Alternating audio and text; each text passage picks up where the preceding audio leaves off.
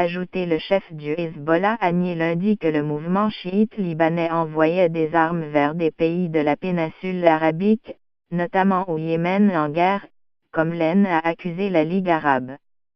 Lors d'un discours télévisé, Hassan Nasrallah a par ailleurs salué la mission accomplie par les combattants du Hezbollah face aux djihadistes du groupe État islamique, et mis en déroute en Irak comme en Syrie par différentes forces. Le discours de M. Nasrallah intervient dans un contexte de tension régionale accrue, au moment où l'Arabie saoudite sunnite et l'Iran chiite s'affrontent sur plusieurs dossiers, notamment les conflits armés en Syrie et au Yémen. Le Liban s'est retrouvé impliqué dans ce bras de fer quand le Premier ministre Saad Hariri a annoncé le 4 novembre sa démission surprise depuis l'Arabie saoudite, dénonçant lui aussi le rôle régional de l'Iran et de son grand allié le Hezbollah. Poids lourd de la vie politique libanaise et représenté au gouvernement, le Hezbollah est le seul mouvement à ne pas avoir déposé les armes après la guerre civile libanaise, de 1975 à 1990. Dimanche, à l'issue d'une réunion ministérielle convoquée par l'Arabie saoudite, la Ligue arabe a accusé le Hezbollah de financer et d'entraîner des groupes terroristes à Bahreïn et de fournir aux groupes terroristes dans les pays arabes des armes sophistiquées et des missiles balistiques.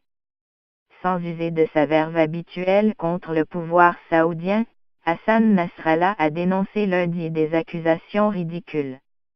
Nous n'avons jamais envoyé d'armes au Yémen, à Bahreïn ou au Koweït, a-t-il dit. Nous n'avons envoyé des armes vers aucun pays arabe, ni des missiles balistiques, ni des armes sophistiquées. Ingérence flagrante. Le chef du Hezbollah a également nié toute implication de son mouvement dans un tir de missile balistique le 4 novembre vers Riyad depuis le Yémen, après des accusations saoudiennes en ce sens. Le tir de ce missile intercepté près de la capitale saoudienne avait été revendiqué par des rebelles chiites yéménites, les Houthis, accusés d'être soutenus par l'Iran et qui sont la cible d'une offensive militaire emmenée par l'Arabie saoudite. Le chef du Hezbollah a par ailleurs précisé que son organisation pourrait retirer ses combattants des Irak après la défaite totale des djihadistes. Selon des experts, le Hezbollah, engagé militairement en Syrie aux côtés du régime de Bachar al-Assad, notamment dans la lutte contre a entraîné d'influentes milices chiites irakiennes qui ont combattu contre les djihadistes dans ce pays. Nous considérons que la mission a été accomplie, mais nous attendons l'annonce irakienne de la victoire finale, a souligné M. Nasrallah, alors que Bagdad a annoncé vendredi avoir repris à l'est son dernier bastion urbain en Irak, Rawa.